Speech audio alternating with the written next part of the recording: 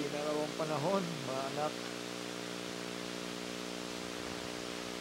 upang mula ngayon, ang bawat isa sa atin ay pumokus na sa paglilingkod sa ating Panginoon.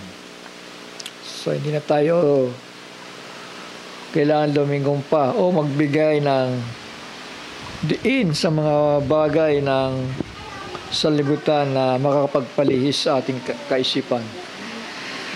Kailangan po natin na tumutok sa salita ng kaligtasan. Ito pong revelated oil na dapat ito po yung pinapartake po natin, dahil yun po ang hahanapin, yun po ang required ng Panginoon sa huling mga araw. Yung kaligtasan nyo, hindi na mawawala yon. Tinanggap ninyo yan nang mula kayo sumampalataya sa Panginoon. At yung revelated oil, yun ang hinahanap na magbibigay sa atin ng rapturing faith, Amen? Revelated oil. Ano kaya sa pagparito ng anak ng tao, mas kasumpong kaya siya ng pananampalataya sa lupa? So, ang daming pananampalataya, hindi ba? Napakaraming simbahan. Pero ang hinahanap ng Panginoon ay yung tinatawag nating rapturing faith. Ay mapalad, bumabasa, dumidinig, at nagbabantay ng aklat ng hula, sapagkat ang yung panahon ng kanyang pagparito, magsisimula yan doon sa rapture. Malapit na po yun. Amen? Yung sikreto niyang pagbaba. At ang tanging nakaalam lang ng sikreto na yon, walang iba kundi ang kasintahan. Amen? Ang kasintahang dalaga. Sila po yung makakaalam nung panahon na yon, at sila po'y maghahanda para hindi yan lumagpas sa buhay nila. Dahil yun ang iniintay natin, Yun ang iniintay ng mga simbahan. Kaya lang ang nakakalungkot, bagamat alam nila darating ang Panginoon na tulad na sa isang magnanakaw, pero ang question ay bakit sila mas nakadiin pa ang mga tao sa mga bagay ng sanlibutan, Shall we say amen? Mas nakadiin. Alam mo, pagka magbabantay ka, parang yan halimbawa, itong hinihintay nila, the big one, O pagka sinasabing may darating, kung yan ay alam mo na lamang na konting panahon ay darating yan, talagang isipin mo na hindi ka na kailangan magpatayo pa na napakataas na bahay, di ba? Kasi gigibain lang talaga, the big one. Dito sa dako natin, meron daw ewan ko. Yun ang sabi nila, GMA, pero hindi ko alam kung saan parte ng GMA. Huwag naman sana dito, Sa LRT, dito. Dakon. So, ang Dakon ba ay sa kabila? Dito lang, sa Gabuan. Malapit-lapit, So, yun, medyo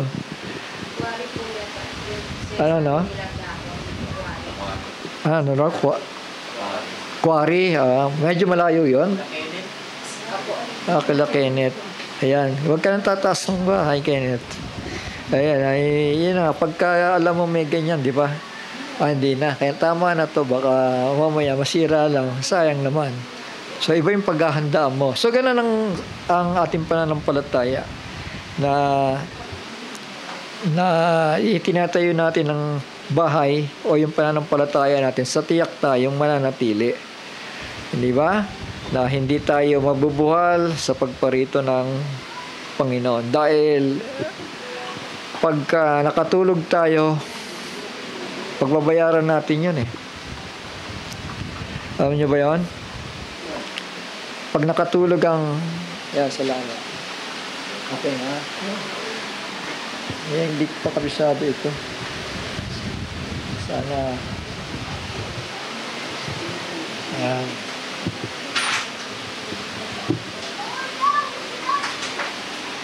Ayan.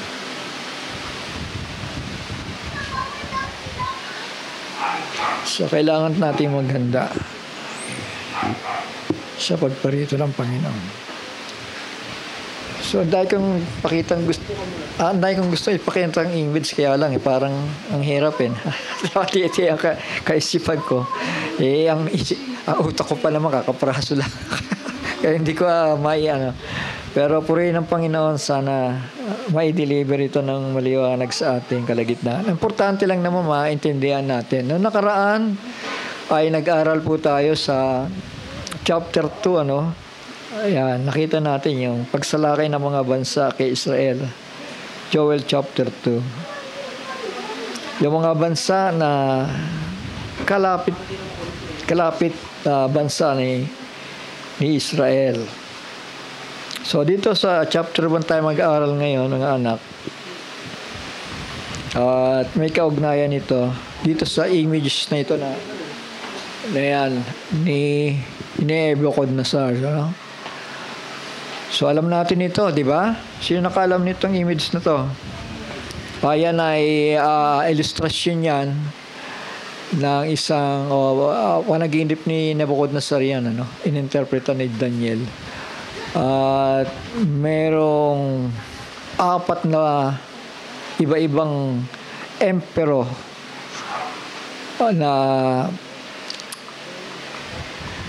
nag-captured, nag-ruled sa bayang banal ng Panginoon Diyos. Kinontrol sila ng mga bansang ito. Yung Babylonian Empire, ayan po yung date niya, 605 BC at hanggang 539 BC. Then yung sumunod ay yung Medo-Persia. Then yung Greece. Then yung huli po ay yung Rome. Legs of iron.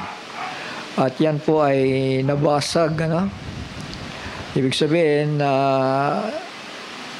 nag-fall ang Rome sa panahon na yan ng 476 AD at nahati sila sa bawat bansa. At hanggang sa panahon natin ngayon ay may mamumuong 10 bansa na magkakaisa, 476 AD to the second advent, nakalagay dyan. Second advent of Christ, yung muli niyang pagbubalik. Ibig sabihin, hanggang dito po yan. Hanggang sa pagbubalik. Amen? Yung 10 bansa na kumontrol sa lupa, so yun po ang huling kaaway ng Panginoon. Yung beast, the first beast and the second beast, at kasama nung kanya mga allied. Sige po. At hindi ko alam kung paano ako magsisimula dito, Ayun, nakaraan sa chapter 2, nakita niyo yun? Ayan, yung mga kalapit bansa niya. At ang huling umatake, alam natin, ay si Gog. Kasama ang kanyang mga allied nations, bago magkaroon ng revival. Pero atras lang tayo ng konti. Tingnan po natin yung chapter 1. Dito po tayo mag-aaral sa aklat ni Joel. Maganda na matutunan natin ang mga aklat din ng hula, kasi may kaugnayan yan sa latter days. Yun ang purpose na ito, yung mga hinuhula sa lumang tipan, bagaman papalapit ng papalapit, may mga the same event na nangyayari, pero paulit-ulit lang, At ang binabantayan natin yung latter day event. Tama? Yung pinaka-latter day na ang pinaka-latter day ay kailangan may restored temple. Naintindihan natin? Kasi walang templo dito eh. Hanggang dito. 70 AD, diba? So yan, ito yung pinaka landmark natin, pinaka magiging tanda natin sa panahong ito na may maitatay yung templo before the rapture. Shall we say amen? Kaya pinag-aaralan pa rin natin yan. Napakahalaga yan kasi importante na mga palatandaan, mga anak. Ano? Unti-untiin lang natin. At hindi naman tayo nagmamadali. Wala pa namang balita, Brother Johnson, na itinatayo na ang templo. wala pa naman. Kasi hindi nga pwedeng mangyari. Ano? Hindi pa panahon. Kailangan makontrol muna ni Israel ang kanya mga kaaway. Sangayon ba kayo? Kasi talagang ganyan eh. Kung yung Gaza nga, hirap na hirap siya i-control. E gaano pa kaya ang holy ground na pinag-aagawan nila ng mga Muslim. Ibig sabihin, may malaking gulo talaga na mangyayari sa Middle East. Sangayon tayo. So, yun ang tanda. Hindi basta-basta yan na magdidecrease si Trump o si Kushner na sige, itayo na natin. Hindi po ganun-ganun lang. At alam natin, may profit si Trump sa mga bansa kaya iniingatan niya rin yan eh, di ba? Mayroong mga suporta siya sa mga Muslim nation. In Middle East, sinusuportahan siya ng financial.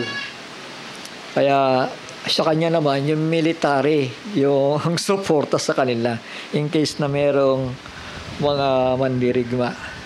Kaya dito tayo mag-aral, mga anak. Prophesy ito ni Joel during the time of Babylonian Empire, no? Amen? Si Daniel, si Joel, si Ezekiel. So yan po, magkakasama sila na sa isang panahon na yan ng under the Babylonian Empire. Ito po sa chapter 1 verse 1. The word of the Lord that came to Joel the son of Pethuel. Hear this, ye old men, and give ear, all ye inhabitants of the land. Israel po yun, ano? Makinig kayo, sabi ng Panginoon. Hath this been in your days, or even in the days of your fathers? Ito ba'y nangyari? O nangyayari sa panahon ninyo o sa panahon ng inyong mga ninuno? Tell ye your children of it, and let your children tell their children, and their children to another generation. Isalin-salin nyo ito para malaman ninyo kung ano ang ginagawa ng Panginoon Diyos sa inyong lahi. Yun ang gusto ng Panginoon sa bayang ito dahil tinuturuan niya sila ng leksyon kung bakit sila giniba ni Nabucodonosor. Amen? Ng Babylonian Empire. So dahil yun sa kanilang mga kasalanan. Alam natin yan. So verse 4, that which the palmer worm hath left, hath the locust eaten. So yung palmer worm, Babylonian Empire, the locust hath eaten, yung Persian Empire naman yon. And that which the locust hath left, hath the canker worm eaten. Yung sumunod na emperor naman na salit-salitan sila para pamunuan po ang bayang ito, supilin. And that which the canker worm hath left, hath the caterpillar eaten. So yun po, yung 4 world empires that captured and ruled Jerusalem. Hindi na isinama yung nangyari sa Assyria, ano? Amen? Dahil una na silang, yung 10 tribes ay una nang sinakop ng Assyrian Empire. Pero sa panaginip ni Nebuchadnezzar, doon tayo magsisimula ngayon. So ito ay sa panahon ng Babylonian ito, no? Under the Jewish captivity. Yung mga propeta na ginagamit ng Panginoon Diyos. Tandaan natin, pinahalagahan ng Panginoon yung last two tribes, yung na kung saan nandoon yung Jerusalem Temple. Amen? Dahil naroon ang pinakamahalagang dako ng Panginoon Diyos. Tama? Amen? Mahalaga sa kanila yan. Kaya nakikita natin ngayon, yung mga Hudyo, bagamat wala pang templo, humaharap na sila doon sa Dome of Rock, di ba? Sumasamba. Magpapatira pa na sila at sumasamba sa Panginoon. Dahil alam nila, one day may ititirik dito na templo. Tama? Dahil narito yung pangako So, say amen. Narito yung pangako. That which the palmer worm hath left, hath the locust eaten, and that which the locust hath left, hath the cankerworm eaten, and that which the cankerworm hath left, hath the caterpillar eaten.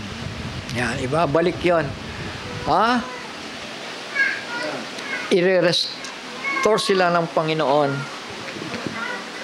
sa panahon ng kanilang pagkaalipin. So ito, awake ye sword, awake ye drunkards. Drunkards pala, no? So nalilis na yung mata ko. And weep and howl all ye drinkers of wine because of the new wine, for it is cut off from your mouth. Wala na yung new wine. Ang sarap pa naman ng new wine, di ba? Nawala na. For nation is come up upon my land. Anong land ang tinutukoy dyan? Yung Jerusalem, yung Judah, na naiwan na lamang. For nation is come upon my land, is strong and without number, whose teeth are the teeth of a lion, and he hath the teeth of great lion. So, yun. So, ang tinutukoy po doon, mga anak,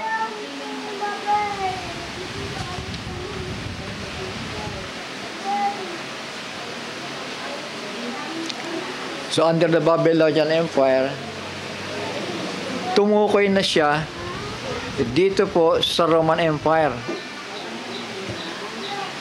So ito. Dito pala yun. Kasi nag-incorporate na doon yung tatlong emperor sa description sa Book of Revelation. Yung first attack ng Romans to Jerusalem is 70 AD. Dito. Then, yung second attack naman ay dito mangyayari. Sa middle of the week. Naintindihan natin? Still, Roman Empire ang mabigat niyang kaaway. Sabi dito, Revelation chapter 13 verse 1 and 2. Second attack ito, at siya tumayo sa buhanginan ng dagat, at nakita ko ang isang hayop na umahon sa dagat na may 10 sungay, 7 ulo, at sa kanilang mga sungay ay may 10 diadema, at sa kanyang ulo ay may mga pangalan ng kapusungan. So ito yung West Empire, Amen? Roman Empire. Yung kanyang unang pag-atake dito, paggiba sa Jerusalem, then yung pangalawa naman na pag-atake niya dito.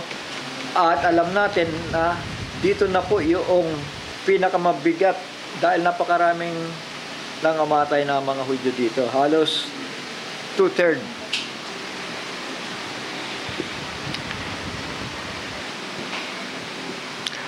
At sabi dito, no, kanyang ulo ay may mga pangalan ng kapasungan. At ang hayop na aking nakita ay katulad ng isang leopardo, at ang kanyang paa ay gaya ng oso, at ang kanyang bibig ay gaya ng bibig ng leon. At ibinigay sa kanya ng dragon ang kanyang kapangyarihan at ang kanyang luklukan at dakilang kapamahalaan. So muling paghaharian. Hindi lang ang bayang Israel, kundi buong lupa, mga anak. Pamumunuan ng dragon. Kaya dragon na ang ginamit dito dahil possessed na po ang daigdig ng mga diablo sa middle of the week. Shall we say amen? Doon ang hindi magpapasakop, siguradong malaking gera yan. Pero hindi sila magtatagumpay dito dahil ang dami niyang pinatay. Ginamit niya 200 million soldiers para kitilin ang 2/3 ba yan ng namamahayan sa lupa, ano? So hindi ko na natandaan, pero yon, marami siyang pinapatay ng mga bansa. So wala naman tayo nakikita sa panahon ito na gumigera si China, no? Shall we say amen? Malamang sa panahon na yan, mga anak. Shall we say amen? So nakaraan yung chapter 2, yung binasa natin doon, nakita natin so Gog, bagsak si Gog, di ba? Gog, the land of Magog. May kwento doon, ano? Patungkol doon sa Gog, the land of Magog. Mamaya ibigay ko sa inyo kung ano ang dapat natin makita doon. Dito muna tayo.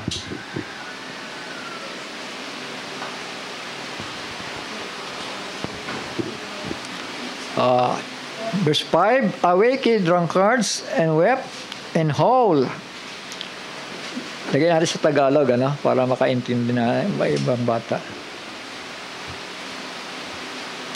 Yan.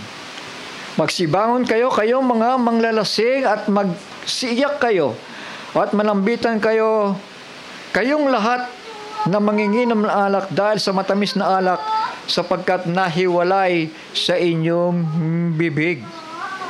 Eto na. Sapagkat isang bansa ay sumampa sa aking lupain, malakas at walang bilang. Ang kanyang mga ngipin ay mga ngipin ng leon, at siya'y may bagang ng malaking leon. So ito po, mga anak, yung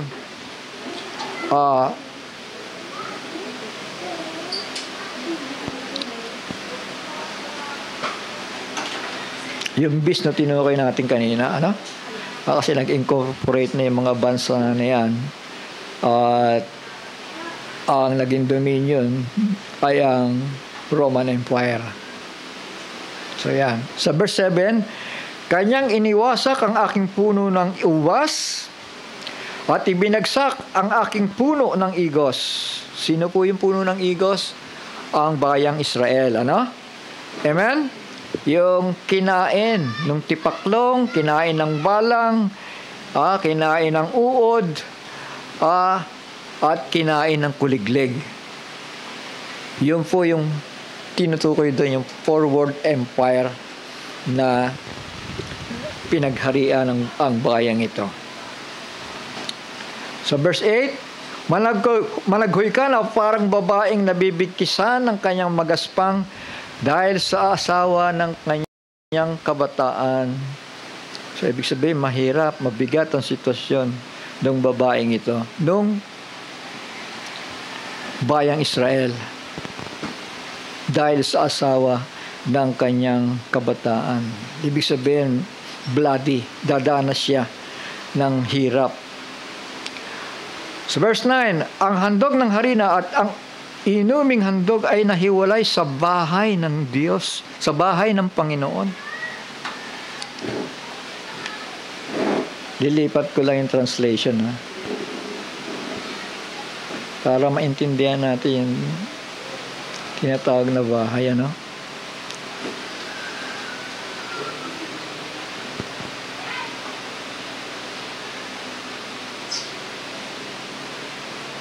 verse 9.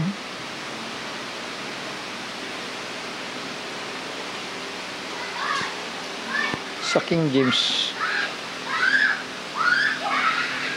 Huwag po kayong mainip, ano? Kasi sa susunod, magkakaroon tayo ng harapan, ano? Para magkabila ay mababasa natin Tagalog at English. Pero ito kasi hindi pa ako naka-subscribe eh. So ito na lang sa King James. The meat offering, ibig sabihin may offering, and drink offering is cut off from the house of the Lord. Kaya iutusan sila ng Panginoon na manumbalik at magsisi. Sabi po dito, the priest, the Lord's ministers mourn, the field is wasted, the land mourneth, for the corn is wasted, the new wine is dried up, and oil languisheth. Mas lalo yata mahirap dito na lang sa Tagalog ulit.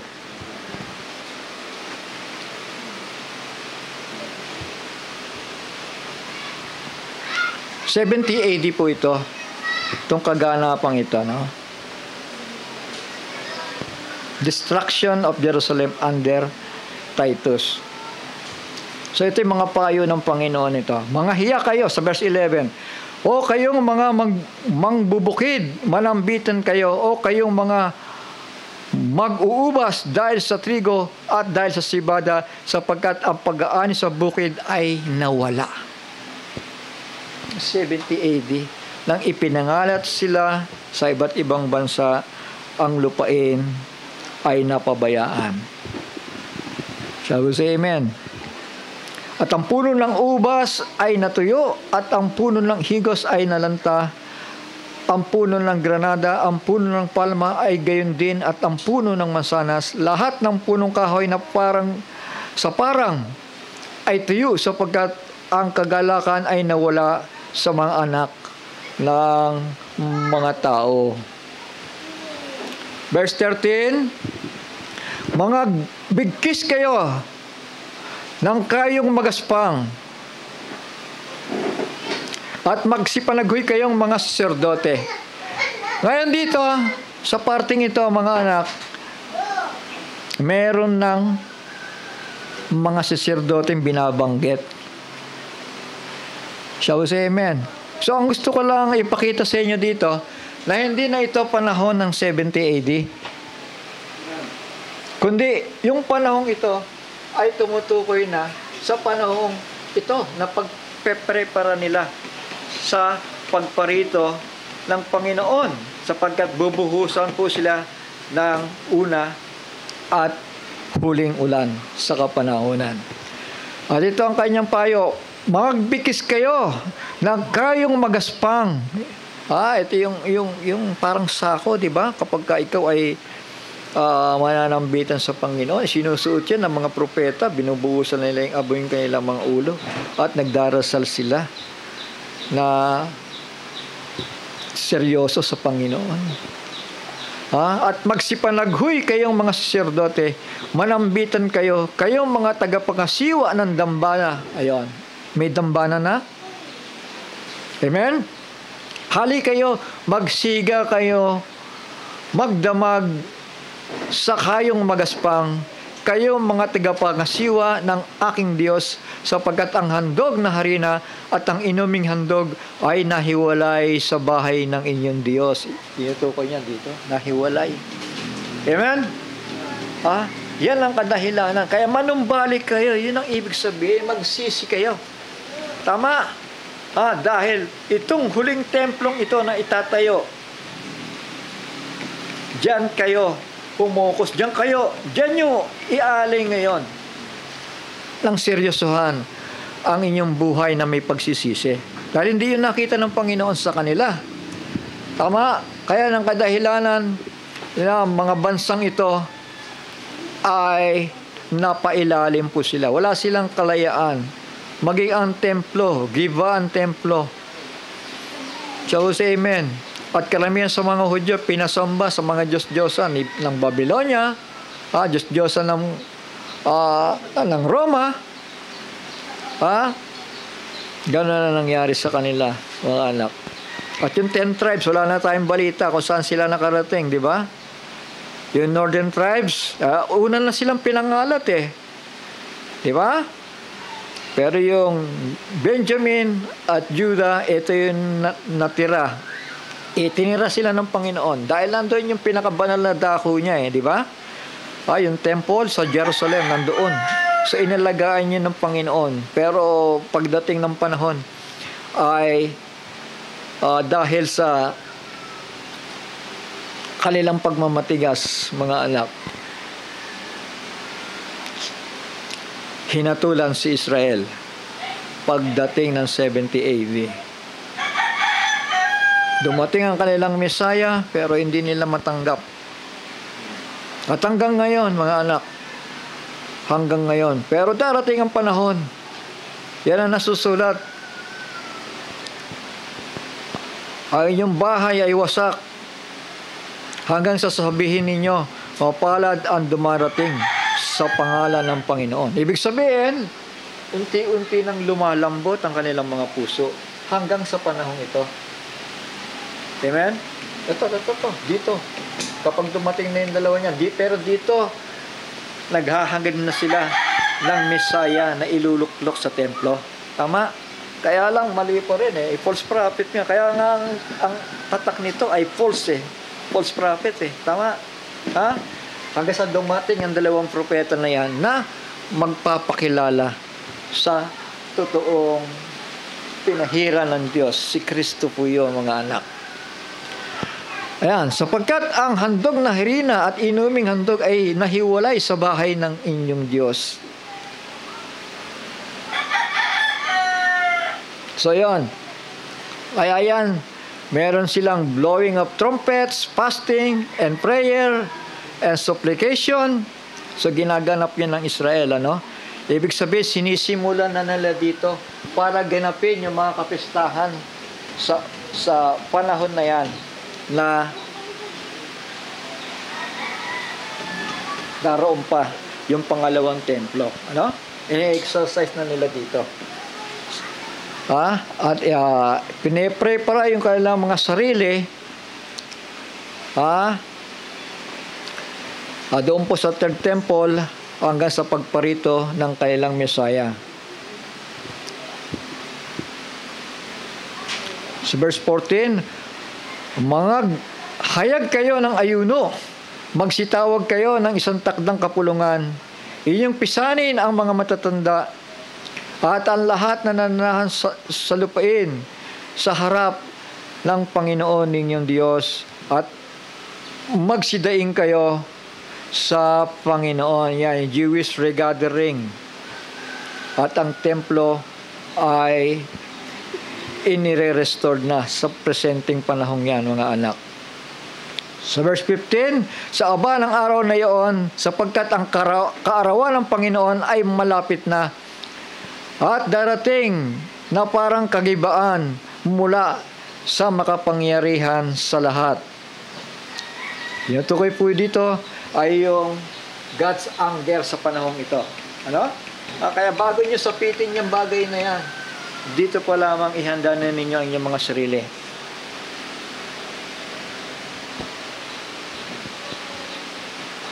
Ito. Si 16, hindi baga ang pagkain ay nahiwalay sa ating mga mata? Oo, 70 AD. Ang kagalakan at ang kasayahan ay nahiwalay sa bahay ng Diyos? Ang mga binhi ay nangabubulok sa kanilang bugal. Ang mga kamalig ay nangakahandusay na sila. Ang mga imbakan ay bagsak sapagkat ang trigo ay natuyo. So, napabayaan po yung lupa, mga anak. Gaya na lamang ang ungal ng mga hayop. Ang mga kawan ng mga hayop ay natitigilan sapagkat wala silang pastulan. Oo, ang mga kawan ng tupa ay nangapahamak O Panginoon, sa iyo dumadaing ako sapagkat sinupok ng apoy ang mga pastulan sa ilang at sinunog ng liyab ang lahat na punong kahoy sa parang. Iyan po yung 70 AD war laban sa Romans. Oo, ang mga hayop sa bukid ay nagsisihingal sa iyo sapagkat ang mga batis ng tubig ay nangatuyo at tinupok ng apoy ang mga pastulan. So ito, blowing of trumpets. Kaya nga nung nakaraan, nag-celebrate sila ng blowing of trumpets sa Israel, di ba? Naalala ninyo yun? Akala ng mga tao magra-rapture na, di ba? Kasi alam nila itong blowing of trumpet, regathering of Israel, at the same time, panahon nito ng rapture sa mga hintil. Maraming nakakaalam nun. Pero hindi naman nangyayari. Tama? Amen? Dahil hindi pa yun napapanahon. So basahin ko lang ito. No? Ito yung tinalakay natin nakaraan. Hipan ninyo ang pakakak sa Sion at magpatunog kayo ng hudyat sa aking banal na bundok.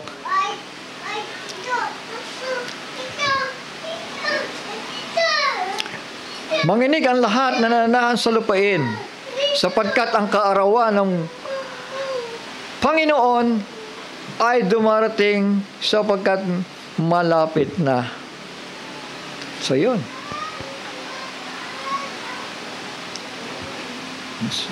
Zephaniah 1:14, ang dakilang kaarawan ng Panginoon ay malapit na at nagmamadaling mainam. Sa makatuwid bagay ang tinig ng kaarawan ng Panginoon, ang makapangyarihang tao ay sumisigaw roon ng kalagim-lagim. Ang araw na iyon ay kaarawan ng kapuutan, kaarawan ng kabagabagagan at kahapisan, kaarawan ng kawakasan at kasiraan, kaarawan ng kadiliman at kalumbayan, kaarawan ng mga alapaap at pagsasalimuot ng kadiliman. Magsisimula yung kadiliman dito sa middle of the week. At ang lupa ay punong-puno ng diablo. Hanggang sa panahon ito, na bumaba ang Panginoon para hatulan ang masasama. Pero mga birhen doon, patay na. Tandaan natin, Mapalad na lamang ang mga righteous na mayroong matira. At majority po na karaming nabuhay doon yung mga anak ni Israel. Shall we say amen? Yung 1/4 o 1/3 ng mga Hudyo na itinago po sa ilalim ng lupa.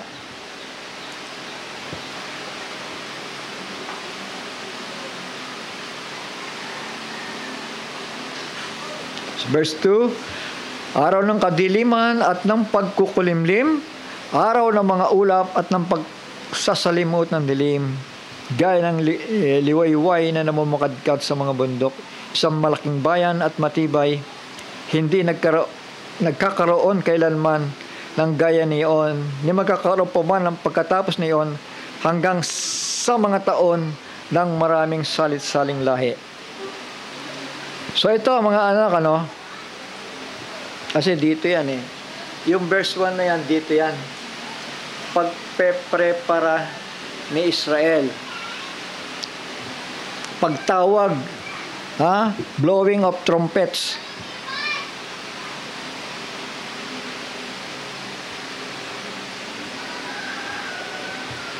Ayan. Ang sabi dito,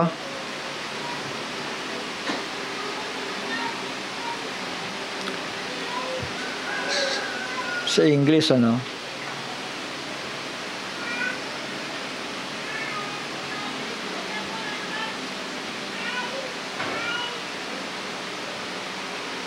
ayan. Sa verse 2, that day will be sudden dark. It will be cloudy and black. A great big army is coming. So itong big army na ito, walang iba kundi si Gog.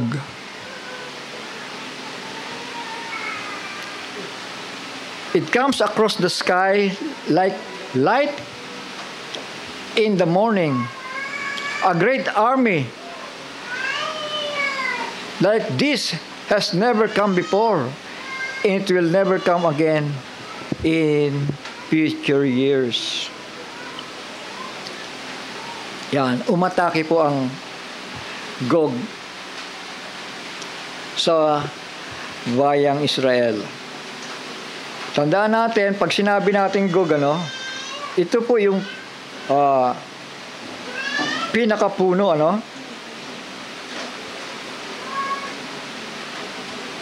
Ito. Ezekiel 38 verse 9. Yan. You and your armies, all the nations with you will go to attack. To attack them. You will be like a storm cloud that is moving over the country. Yung bayang Israel ay inatake po dito ni Gog. Kaya meron pong dalawang dito kaisipan patungkol sa Gog. At yung sinasabi ko kanina. Mahalaga ito. Kasi naging pagtatalo Naging pagtatalo ito patungkol sa Magog. May mga nagsasabi na ang Magog ay hindi Russia. Sangayon ba kayo doon? Kasi sa tradition, alam natin ang Russia ay ang Rus.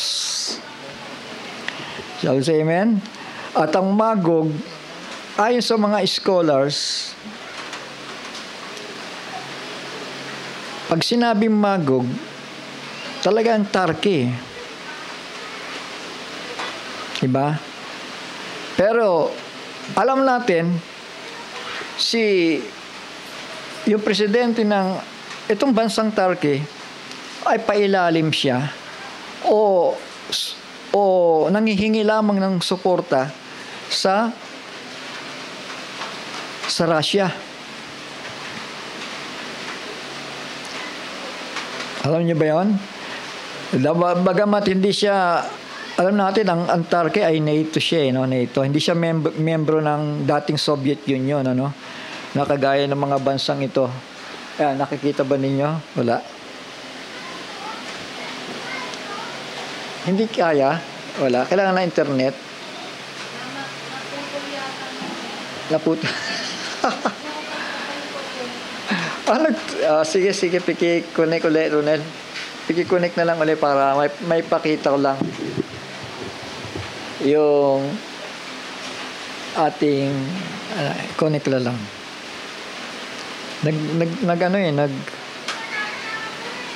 Fluctuate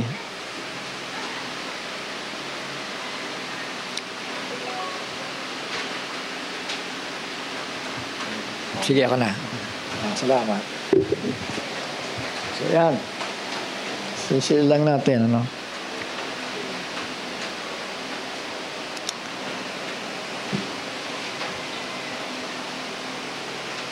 So, ito yung Soviet Union, dating Soviet Union Wala kayong makita diyan nakasapi sila kasapi ang Turkey,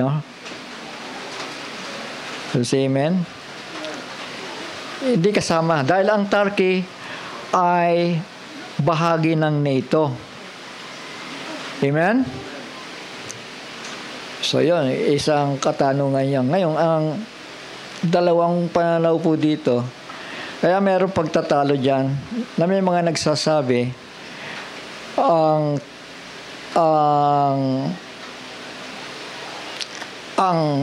Magog o Gog, walang iba kundi ang Turkey. Ganun ang sinasabi nila. Kasi, ibig sabihin, kung Magog yan, natural, si Gog ay leader ng Magog. Ganun yun di ba? Pero, eto, titignan natin muna yung mapa,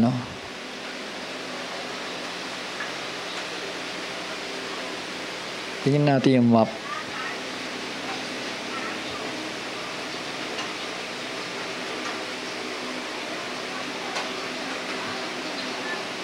Napakahalaga kasi na makita natin ito, mga anak.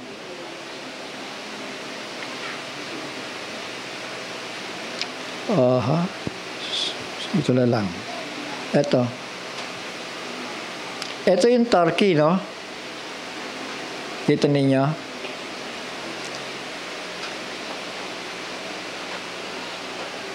Turkey. At wala tayong internet eh. Hindi ko maipakita yung ano. At ayon sa mga scholars, itong bahagi dito, no, dito sa, hindi ako nagkamali, dito sa bandang Izmir, nandiyan yung, ito, naka-circle na pagpapatunay nila na itong Turkey ay siyang Magog. Naalala ko yung isang manggagawa dito, no? Si Oscar. Ang kanyang ano dito, laban ay hindi Russia ang Magog, kundi Turkey. Kasi may dalawa nga eh, may dalawang bagay eh. Pero sa isang banda, tama siya. Gog is Turkey. Base sa mga scholars, ano? Ito gumawa ng mga history na to. Pero sa bandang itaas, nandoon si Rose. Ang Russia, nasa taas. At alam natin, ang Turkey is under sa dominion ng sa kapangyarihan ng Russia. Dahil si Russia ang nagtatanggol, ang nagsusuporta, lalo na sa military dito sa bansang ito. So tignan natin.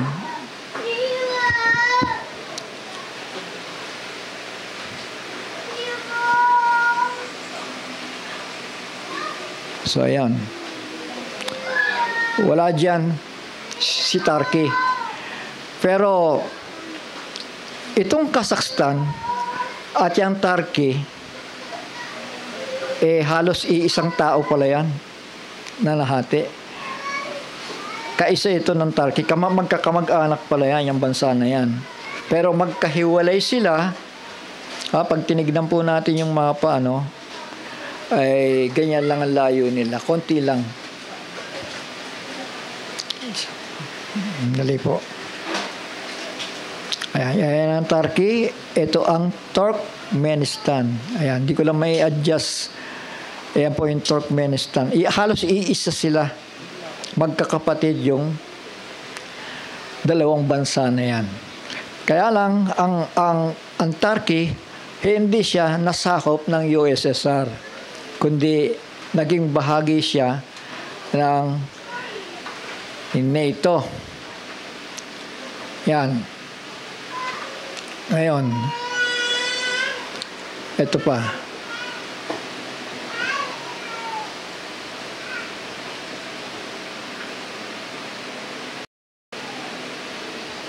So ito, no?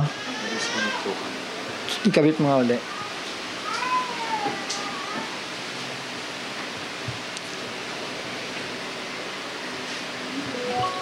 Ayan, salamat. So dito, sa King James Version, mga anak,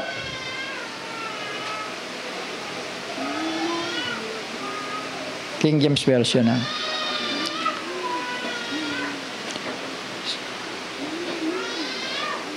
si Ezekiel, and the word of the Lord came unto me, saying, Son of man, set thy face against Gog. Sino yung Gog? Yung ruler. Tama, isang ruler ito, Gog. At sabi niya, the land of Magog. Ngayon ang problema dito, bakit dumiretso siya The land of Magog. Para bagang kasi si Gog, alam natin, yung hari ng Russia na nasa taas pa, di ba? Sa bandang norte pa. Pero, bakit ang pagkakasabi ni King James, sabi dito, Gog, the land of Magog. Samantalang ang Magog ay Turkey. So, problema ito. Ngayon, ano ba ang dapat nating tignan dito? Kailangan tignan natin sa ibang translations. Tama? Ha? Alam natin, ang King James ay sa ating pagsusuri, may mga talagang kailangang itama pa sa King James eh. Di ba? So ngayon ito, sa ABP, alam ko ito, Greek ito, Johnson, yung sulat na yan, ABP. Sabi dito, O son of man, firmly fix your face against Gog, the ruler, and may end. Yun ang problema, yung salitang N. Tama. Kasi ang ginawa ni King James, set your face against Gog, the land of Magog agad. Nakita ba natin? So, ibig sabihin, may problema kapag nawala yung N. Dahil ayon sa mga scholar, ang Russia ay bandang norte pa. Pero itong Turkey, bahagi yata ng Middle East o medyo European, Ayan. Di ba? Kaya kailangan yung salitang N para mapaghiwalay sila, para maintindihan natin. Kasi sa nangyayari ngayon, di ba? Anong sabi ng presidente ng Turkey? Sabi niya, kaya nga ayaw nilang mag-give up ang Gaza eh. Ayaw ng mga Muslim nations nito na i-give up yung Gaza. Dahil kapag give up ang Gaza, tuloy-tuloy na po yun. Aakyat yan hanggang papunta doon sa Turkey. Ang atake ni Israel. Takot na takot sila kay Israel eh. Dahil alam nila, ito yung plano. Alam nila ang kasulatan, mga anak. Alam nila na itong Israel sasakop ng mga malalaking lupain bago dumating ang pagparito ng Panginoon. Alam nila yan. Kaya pinipigilan nilang mangyayari yon, na mag-spread yung bansang ito, makuha nila yung lupang ipinangako kay Amang Abraham. So, merong N. N, the land of Magog, ruler of Rush. Naintindihan natin? Land of Magog, ruler of Rus, patungkol kito kay Gog, ibig sabihin, ang nagro-rule sa kanila, walang iba, yung hari ng Russia, hari ng Rus. Ito, si Gog nga ito, ruler of Rus. Meshech and Tubal. At dito natin tingnan sa kabila. Kasi itong King James, tandaan natin, wala itong, hindi niya ginamit yung salitang rush. Di ba? Dito sa Logos, tingnan natin. And the word of the Lord came to me, saying, Son of man, set your face against Gog, the ruler, and, may N na, and the land of Magog, ibig sabihin yung Turkey. Tapos, sabi ito, Rosh, prince of Meshech and Tubal. Sayang, wala yung mapa, hindi ko may pakita. Kasi yung Meshech and Tubal, bahagi ito ng Turkey. Amen? Meshech and Tubal, bahagi po ito ng Turkey. Nandun sila. Tsaka yung Magog, nandun sa Turkey yan, yung lugar na yan. Ibig sabihin,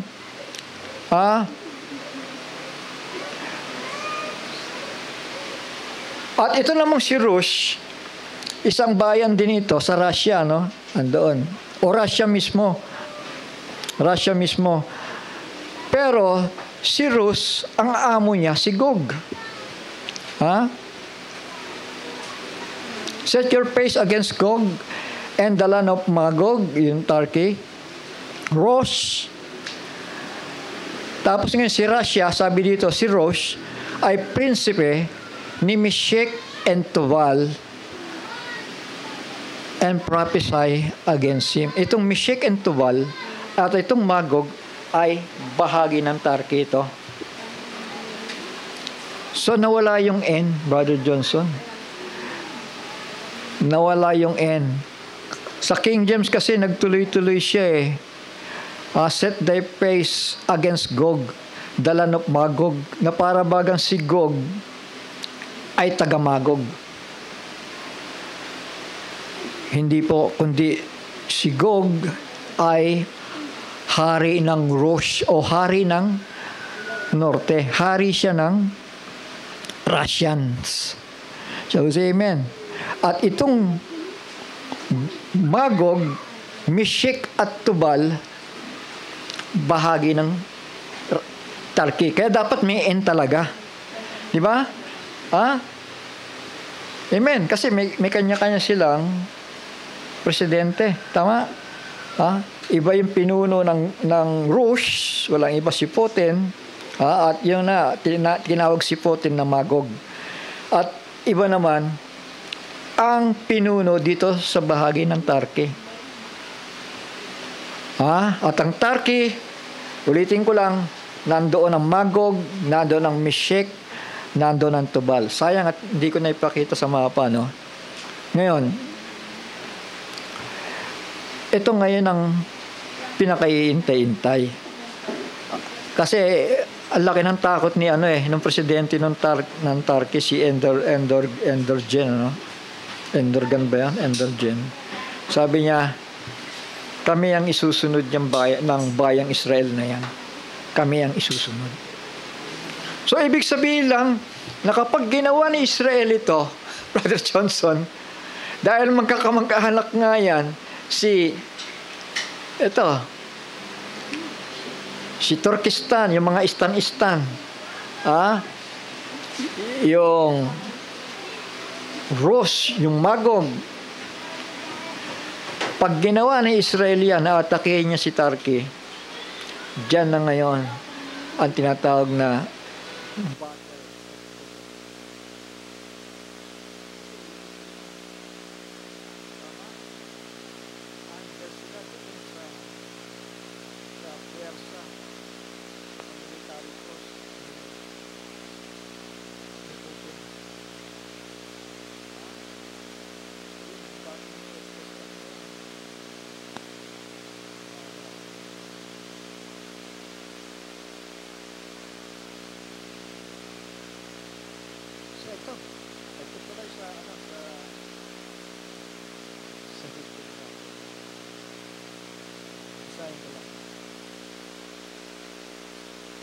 aga pa naman.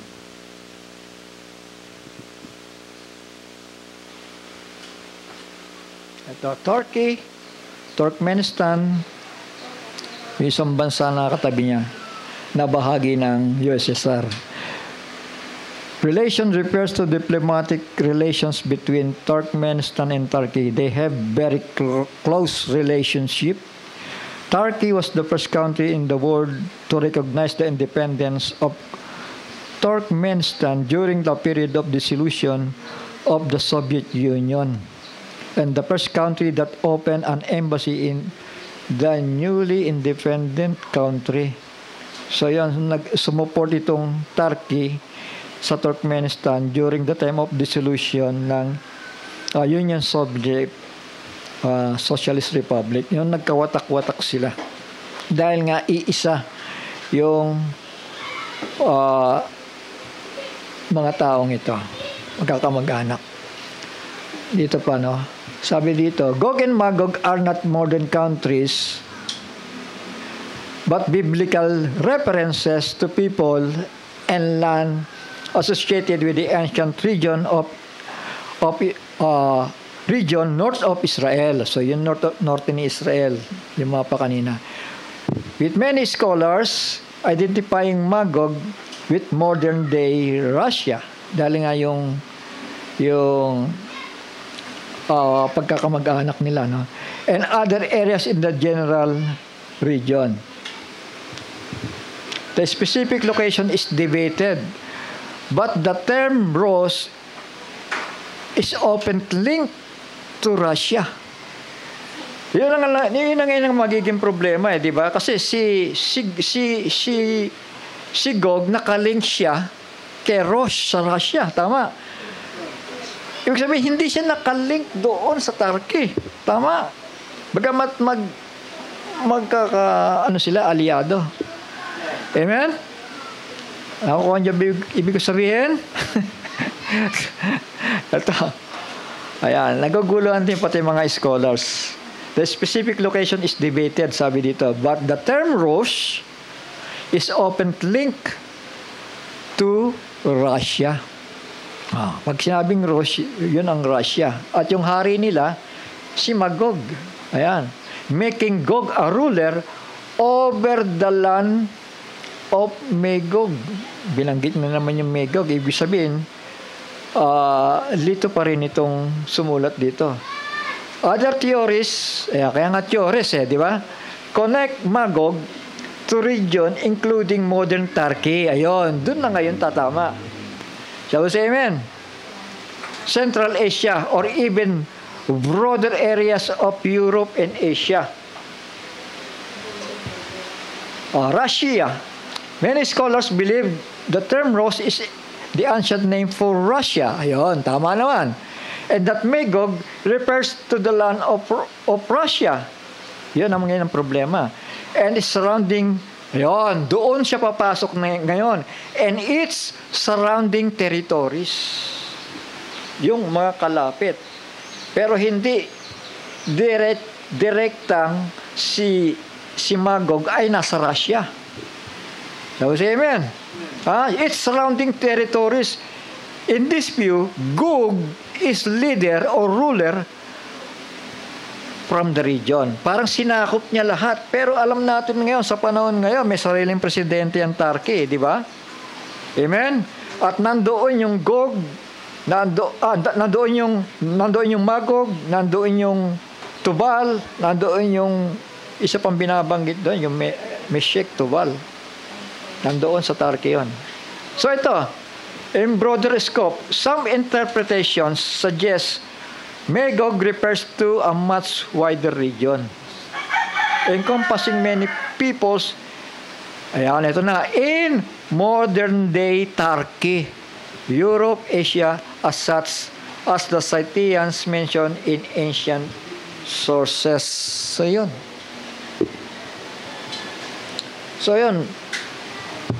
Sa susunod, pag may tayo. Kasi, hiwalay talaga si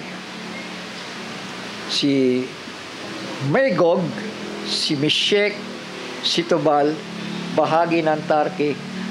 Si Rus naman ay ang Russia mismo. Si Gog ang hari ng Russia. Amen. So, ibig sabihin, dahil nangangamba na itong, ang tinitignan lang natin dito, no? yung pangamba ng presidente ng Turkey. Sabi niya, kami ang isusunod niyan.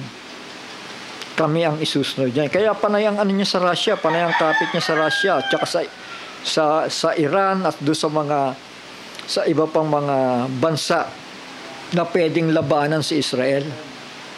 Amen. Kaya nga pag magtataka ka asan si Turkey. Hindi, iyan ang numero 1 kaaway ni Israel at ang Persia. Bakit ang Persia lang ang nandyan? So tama po yon, mga anak. Yung dalawang pananaw ng mga historian na ang Magog walang iba kung hindi ang Turkey. Kasi pagdating sa King James talaga, malilito ka eh.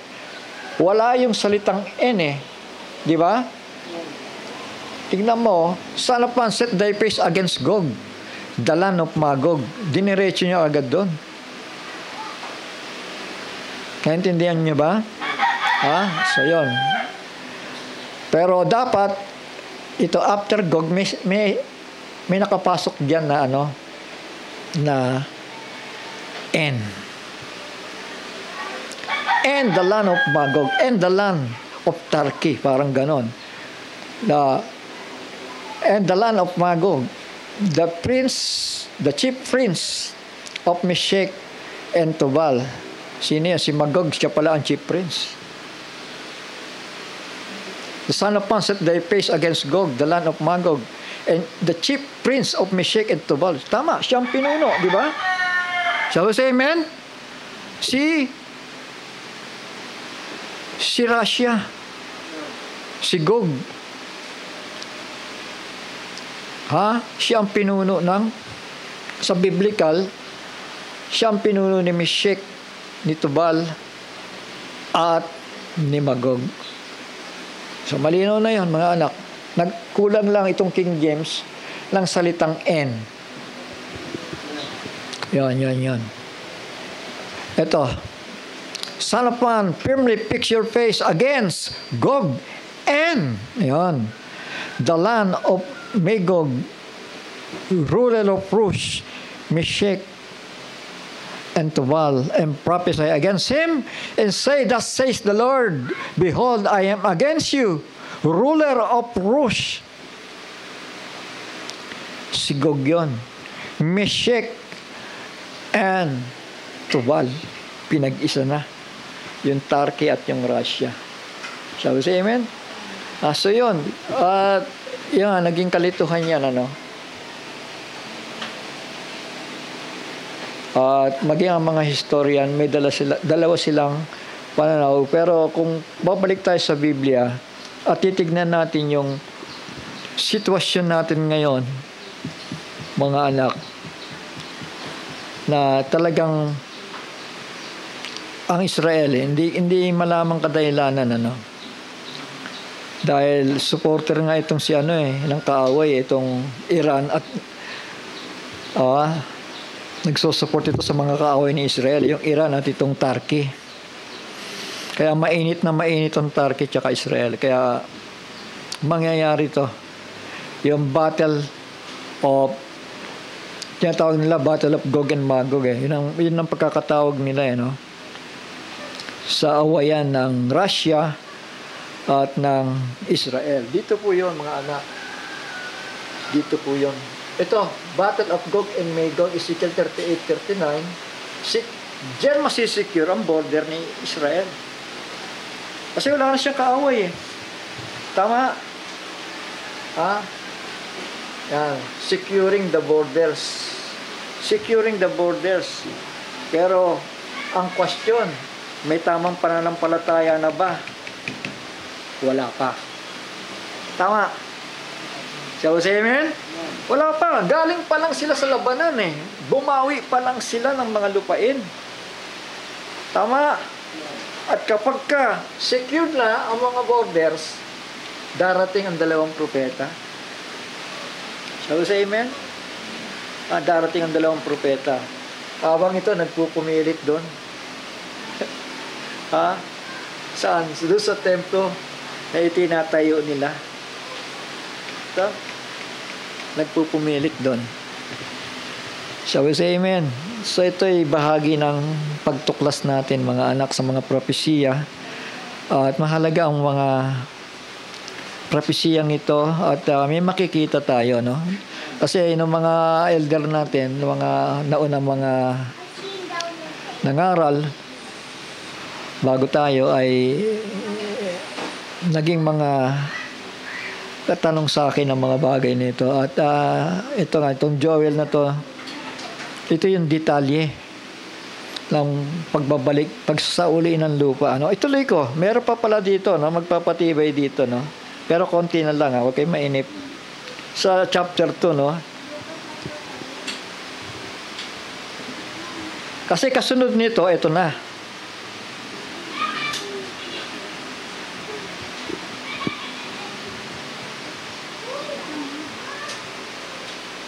Ito, sa verse 15, putulin ko na lang, mga anak.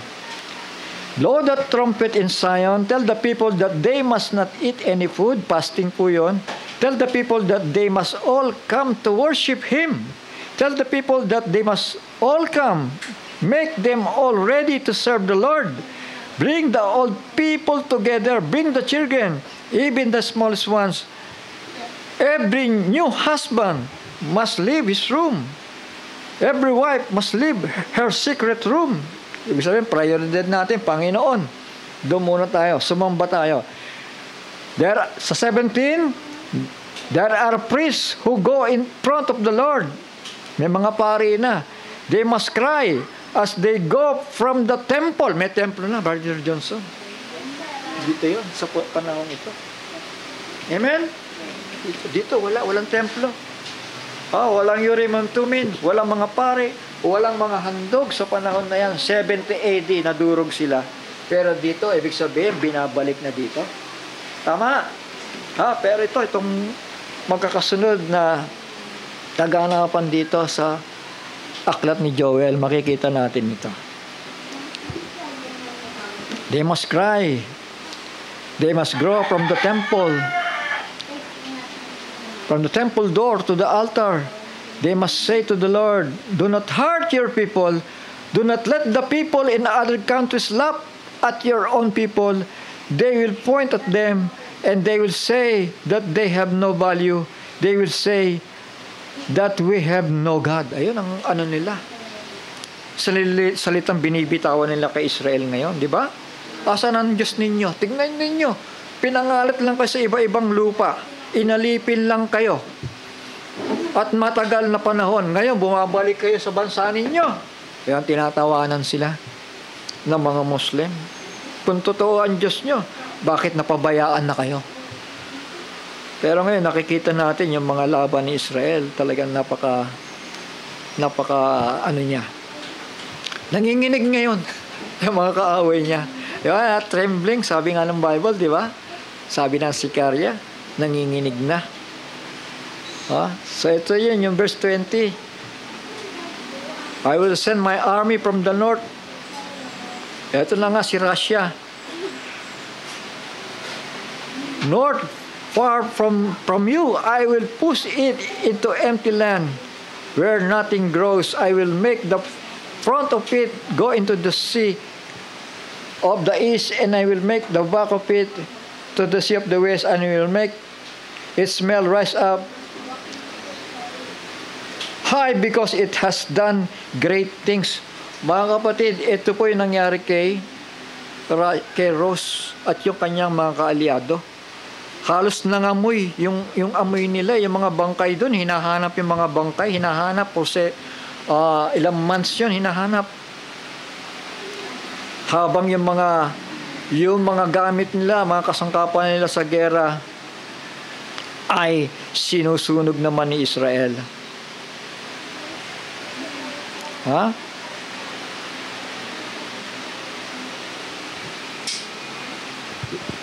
Amen. Pinabayaan niya Pinapasok niya si Russia. Sige, subukan niyo ako, sabi ng Panginoon. Tignan natin kung may lakas yung mga kaharian ninyo. Kasi puro kaharian yung nagmamalaki sa Panginoon di ba? Sabi sa amen? Yung mga kaharian kanina, pinakita ko yung 4 doon, di ba? Ngayon naman, yung kaharian ni Magog, umatake. Pinapunta ng Panginoon si Gog sa land of Israel. 39:11, And I will bury Gog. 31:11 ng Hezekiel. They will bury Gog in the valley east of the sea. They will bury Gog and all his armies there. So men will not be able to walk through this valley. They will call it the Valley of Hamon Gog. Yon, sa mapa yung Hamon Gog na yon. Parte ng Dead Sea na yon. At doon sa kabila naman, sa Mediterranean Sea, ginawang libingan ng mga sundalo ni Gog. Sabi sa 12, Israel people will need 7 months to bury all the dead bodies. Sabi mo, 7 months nililibing sa daming patay. Then the land will be clean. Dito yun. Ito portion na to. The land will be clean.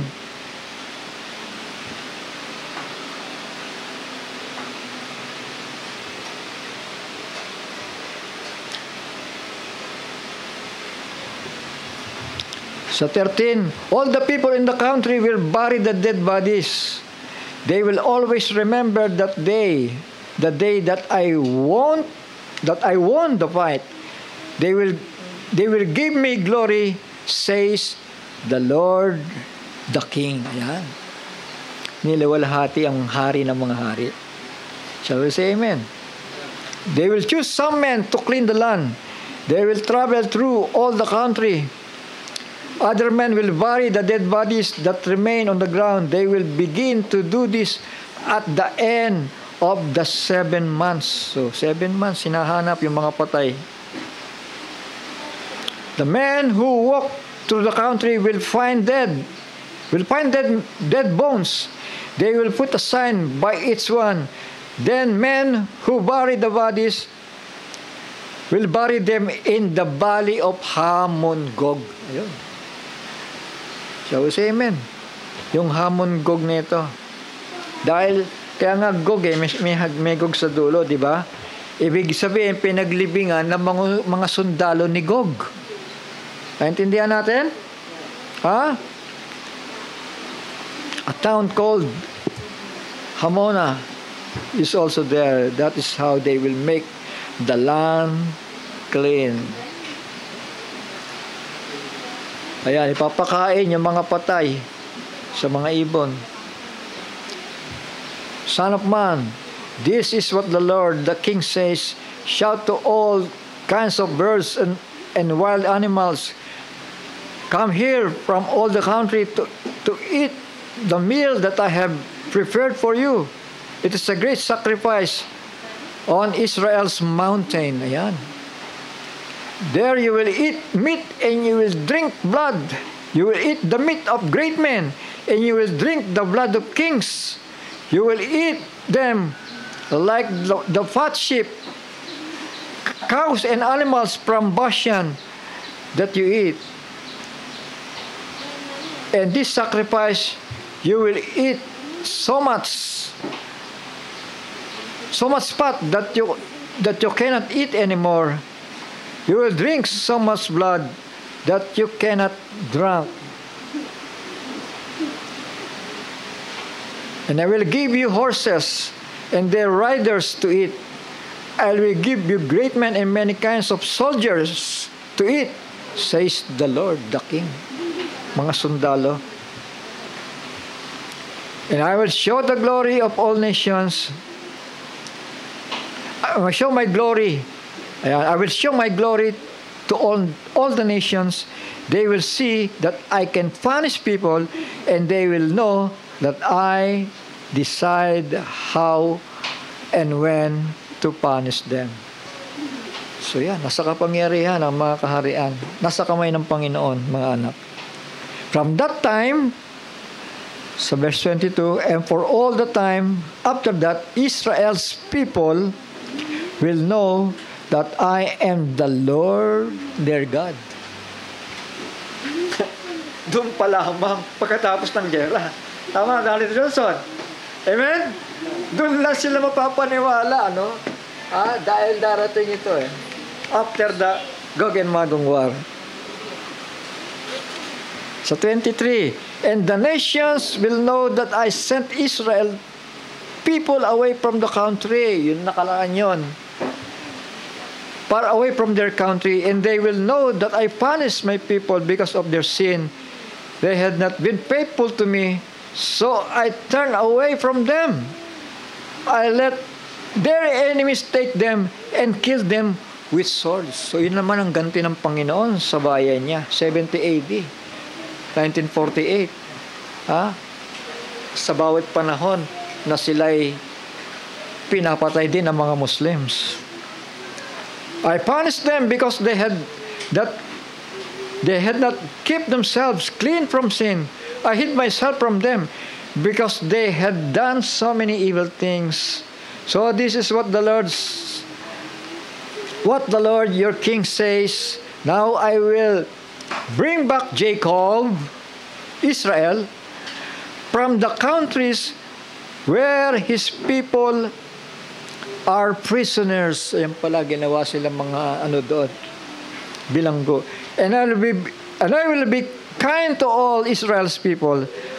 I will make them see that I am holy. They will forget that they were ashamed. They will forget that they failed to keep their promises to me. That was when they live in a safe country. In that country, nobody made them afraid. I will bring them back from the lands where their enemies took them. The nations will see what I have done, so all the nations will know that I am holy. Dahil yung gathering, pinahintulot ng Panginoon yon sa buhay ng mga Israelita. Then Israel will know that I am the Lord their God. I set my people away to far countries, but I will bring them all back to their own land, and I will not leave any behind. So kukunin lahat. Amen? Kaya nga ibabalik ang lupain Kailangan yun Dahil may ceiling ng 144,000 Jews na mamumuno sa mga Israelita. Tama? Amen? Dito yun. Dito. No longer, sa 29, no longer will I turn away from them. I will pour out my spirit, dito, over Israel's people, says the Lord the King. Shall we say amen? Shall we say amen? Pagbuhos, pagselyo, at pangangaral ng dalawang propeta para maibalik sila, maipakilala ang kanilang Panginoon at tagapagligtas. Shall we say amen? I hope na unti-unti nang naunawaan natin ito. Then, sa chapter 3 ng Joel, sa susunod na lamang ito, mga anak. Judah and Jerusalem were once great, one day at that time, and I will make them great again. So, say amen? So, purihin ang Panginoon. Hanggang dito na lang po muna tayo. Kapalad daw. Nagbabantay ng aklat ng hula. So, bahagi ito, mga anak. At salamat sa Panginoon.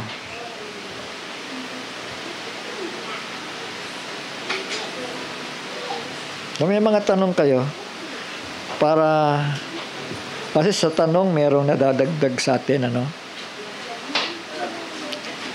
Pag walang tanong kasi, parang hindi ko alam kung anong pwede kong ibahagi. Ganun ako Pero kapag kami mga tanong na, parang yon